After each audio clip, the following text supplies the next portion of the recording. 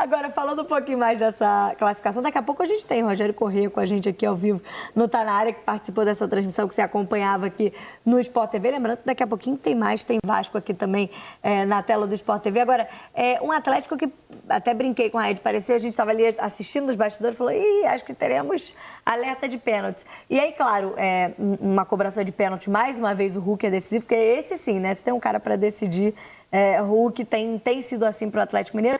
Mas bacana ter um gol do Rony também, né? Embora a gente possa discutir, não tem VAR nessa primeira fase, se tivesse, haveria ali uma falta do Rony, do jogador adversário. Mas, enfim, tem a primeira oportunidade como titular, entrou no último jogo, mas já balança as redes, já chega, né, colocando seu carimbo ali no Galo. E o Rony é um cara consagrado, super campeão pelo Palmeiras, então não precisa ser avaliado, mas é um ótimo cartão de visita, cartão de chegada para a torcida do Galo, né? Porque ele sofre o pênalti, que o Hulk acaba convertendo, e faz o gol depois de um golpe de MMA que joga o lateral dentro do gol, mas acaba se levantando e fazendo o segundo gol. Mas sabe o que eu acho muito legal da gente falar desse jogo?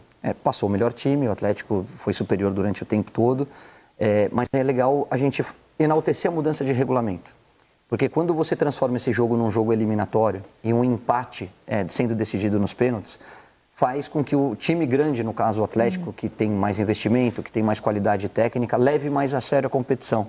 Então a gente vê um time quase todo titular, com Scarpa, com a linha defensiva e Everson no gol, e só o Hulk sendo poupado, né? Com a estreia do Rony, dos jogadores que chegaram, o Coelho ali pela direita, o Daverson no comando do ataque, mas você vê que o Galo leva um pouquinho mais a sério, você vê que essa mudança de regulamento provoca esse tipo de comportamento, mas ainda temos que lamentar o estado dos gramados, né? Porque aí joga o nível técnico da partida lá para baixo, aumenta o risco de lesões. É claro que não são todos os times que têm condições de fazer esse tipo de investimento, mas para a gente que preza por um bom espetáculo, pela integridade física dos atletas, a gente tem que bater nessa tecla e o gramado realmente deixou muito a desejar. Isso era algo que tinha que estar como prioridade da organizadora da competição, né, Raed? A CBF tinha que ter, se alguns clubes não têm capacidade ou não conseguem financeiramente, ou com apoio da confederação, ou mudando os estádios, enfim. Hoje a gente está tendo uma discussão em cima de gramado sintético ou natural, porque houve uma manifestação de alguns jogadores em relação a contrários, né, ao gramado sintético, que eles entendem que causa maior prejuízo para os atletas e risco de lesão. Houve já a respostas do Palmeiras e do Botafogo, que usam gramados sintéticos, mas acho que a discussão é mais do que essa, né? A gente até no primeiro Tá Na Área hoje falou sobre isso. É um pouco do que o cara está tratando também. Às vezes o gramado natural, se é uma grama como essa, também traz riscos aos atletas. Acho que a questão é a gente não ter gramados de qualidade, né? Sejam eles sintéticos ou naturais. Acho que passa pela organizadora das competições, e aí eu falo... Como essa Copa do Brasil, eu falo da CBF, no brasileiro também CBF. Quando a gente fala de estadual, aí complica um pouco mais, porque cabe às federações, e aí eu acho que a CBF também deveria tomar frente com relação a isso. Mas com relação à unidade de competições da CBF ser melhor em diversos âmbitos. Um gramado bom, o jogo flui. Qualidade da bola... A visibilidade dos números dos uniformes. Esse uniforme do Galo aí estava lindo.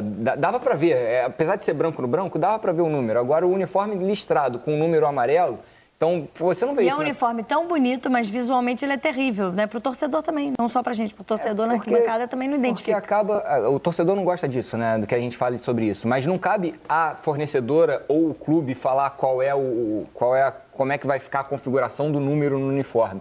Cabe à organizadora do campeonato falar que, a partir daquele momento, o número, que é uma informação, tem que ficar visível e criar uma forma disso acontecer, como acontece na Premier League, por exemplo.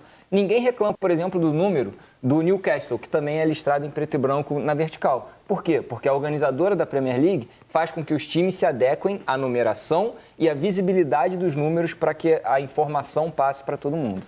Porque aí, como você destacou, né, Caio, a gente hoje tem... E era uma preocupação até na escalação, quando o Cuca foi perguntado sobre a formação que ele usaria, porque hoje houve duas mudanças entre os titulares, né? O Rony começa jogando, não o Rubens, mas principalmente o Hulk, como opção no banco de reservas, começando a partida com o Daverson. E aí a preocupação, ele falava, as áreas estão muito afetadas, a grama está muito alta, e aí, claro, para um jogador do talento e da necessidade do Hulk para o elenco do Atlético, houve também uma preservação dele por conta ainda também do gramado. Não só a questão física da quantidade de jogos em que o Cuca vem repetindo do time, mas também pela questão do gramado. Então, isso acaba influenciando também em quem entra em campo e quantos minutos cada jogador fica em campo numa partida como essa. Você tem que tomar cuidado com os seus principais jogadores. Foi o que o Galo fez com o Hulk, pela sequência de jogos, pela importância que ele tem dentro da equipe, por você ter a volta do Campeonato Mineiro, da semifinal, que vale uma vaga na decisão. Então, acho que tudo foi acertado. E vamos, para ser bem sincero aqui, né? O Galo vai lá e ganha o jogo mesmo sem o Hulk. Sim. Porque existe uma diferença muito grande na parte técnica, na parte de investimento, no peso da camisa, na tradição. Né? É o jogo da vida para o Tocantinópolis, enquanto é uma primeira rodada de Copa do Brasil para o Galo. Mas eu acho que o saldo é positivo, né? A estreia do Rony é muito legal e boa sorte nesse novo desafio dele com a camisa do Galo. É um jogador que está acostumado a lidar com essa pressão, que é artilheiro e foi assim no Palmeiras e tem tudo para repetir. Acho que o Galo está montando um elenco bem legal, bem competitivo, com boas opções do meio para frente, dando uma mexida naquilo que foi o ano passado, principalmente através das ideias do Cuca. O Cuca sabe formar time, o Cuca sabe montar elencos, foi assim no São Paulo, no Goiás, em outros lugares por onde ele passou. Então é um início bem promissor, acho que a torcida está bem ansiosa. Deixa eu voltar agora à nossa cabine, vai participar com a gente aqui do Tá Na Área, trazendo um pouquinho mais da visão de vocês, né, desse jogo. Rogério, vocês participaram, fizeram a transmissão aqui no Sport TV. Quero ouvi-los também, Henrique e Fábio Júnior, falando sobre esse resultado. E a gente até ouviu o Hulk falando sobre isso, né? Perdão. Que a conversa dele com o Cuca em relação à escolha pelo Daverson passava pela maneira de jogar do time, que talvez tivesse mais bola aérea, e o Daverson tem essa qualidade. Isso tudo em função do gramado, né, amigo? Bem-vindo aqui ao Tá Na Área, de volta ao Sport TV. Boa noite para você. Boa noite, Camila, Caio, Raed, boa noite a todo mundo que acompanha. Agora, eu queria perguntar para o Fábio Júnior aqui, preferia esse gramado ou grama sintética, já que é o assunto do dia? Polêmica do dia. Eu preferia a sintética, nesse caso especificamente, né, Rogério? Porque realmente o gramado hoje prejudicou bastante o espetáculo, até mais o Atlético, por ser um time muito mais técnico, né? Característica de jogo que o Atlético gosta de jogar com a bola no chão, prejudicou mais nesse sentido. Será que a gente vai rever aí os lances do jogo? Mas a vitória saiu de forma natural? Deveria ter sido de forma natural. Não. Mas foi difícil para o Galo, hein? Que está invicto na temporada. Sim. Mas o Tocantinópolis se esforçou para levar para os pênaltis e quase conseguiu. Primeiro, um abraço a todos que estão na mesa, quem está acompanhando Tá Na Área também. Cara, essa primeira fase vai ser um open bar de retranca. A gente pode preparar isso, porque é natural uma equipe pior ranqueada, né? Mesmo jogando diante do seu torcedor, a gente vê que o Tocantinópolis até teve uma tentativa bem clara com o Pedrão no primeiro tempo, mas é natural que o time se feche, apostando nos pênaltis. Nos pênaltis, né, Fábio, o desnível técnico, ele se nivela muito mais. A chance de passar é muito maior, porque entra nervosismo, entra o time melhor ranqueado, já passando pela pressão de não ter conseguido resolver nos 90, e acho que o Tocantinópolis fez essa aposta, conseguiu se fechar muito bem, pegou um Atlético que está numa batida de temporada, em que o Cuca entrou no Campeonato Estadual sob pressão, não pôde poupar ninguém, é um time que já está desgastado, com a logística difícil, ainda pegou um campo pesado pela frente e um time bem organizado. Acho que isso sintetiza o que foi a falta até de criatividade e chance do Atlético no primeiro tempo, né, Fábio? Eu acho que a gente falou muito durante a transmissão também em relação à questão das condições do gramado, as possibilidades de jogo, né? A gente não pode deixar de lado isso, mas ao mesmo tempo nós temos que analisar que o Atlético, independente da situação do gramado, independente de outras situações que aconteceram no jogo, é um time muito superior tecnicamente. Então poderia, de repente, até ter definido o jogo de uma forma mais tranquila. Essa bola do Rony, para mim, tem muito do gramado. Né? Ele, essa tem, que ele não consegue. Sai no intervalo reclamando. Você vê que ele não consegue, quando ele tenta dominar, a bola acaba quicando, ele perde o domínio, perde o controle. Ali, na verdade, ele acaba sendo desequilibrado. Mas, enfim, eu acho que a ideia do Tocantinópolis era essa, né? Era se fechar, né? E tentar levar o jogo para os pênaltis. Conseguiu isso até em boa parte do jogo, até no finalzinho quase do segundo tempo, né? Onde aconteceu a penalidade muito bem batida pelo Hulk. A gente está vendo as oportunidades, né? O Alonso também ali já estava bola quebrada, né? É difícil você conseguir construir uma jogada trabalhada, Rogério. A gente vai ver que no segundo tempo tem uma mais clara do Rony, né? Se não me engano, é exatamente esse lance. A bola vem do zagueiro, ó. É uma bola que num jogo difícil desse você tem que trabalhar para cravar. O Rony perde uma chance melhor do Atlético no jogo. E se faz, o jogo condicionaria a favor do Atlético, né? Mas o time seguiu batalhando até o fim. O Hulk entrou já no intervalo. O Cuca foi fazendo mexida para colocar o time para frente, né? O que ele tinha de jogador ofensivo no banco, ele foi colocando. Acho até que eu não tiraria o Daverson no intervalo. Acho que uma combinação talvez melhor fosse Hulk com o Daverson. E não necessariamente você precisaria tirar o Rony, você poderia abrir ele no jogo. enfim, colocar ele na ponta, porque ele tem essa versatilidade. Mas acho que as mexidas empurraram o Atlético para frente, deram ao time o volume de jogo final, né, para tentar fazer o seu gol, e através do pênalti esse gol acabou vindo para descomplicar o jogo. O Rony foi o cara que teve mais chances, né, Fábio? Como é que você vê esse início dele no alguma oportunidade, essa dele de cabeça, então ele ameaçou a bicicleta, né, aquela que a gente já conhece. Mas ele realmente teve mais oportunidades, estava mais presente dentro da área também, aproveitou bem os espaços, né, aí acaba sofrendo o pênalti. O pênalti é tão desnecessário, né, a cavada é longa e estava coberta, ó. O zagueiro ia chegar primeiro, né?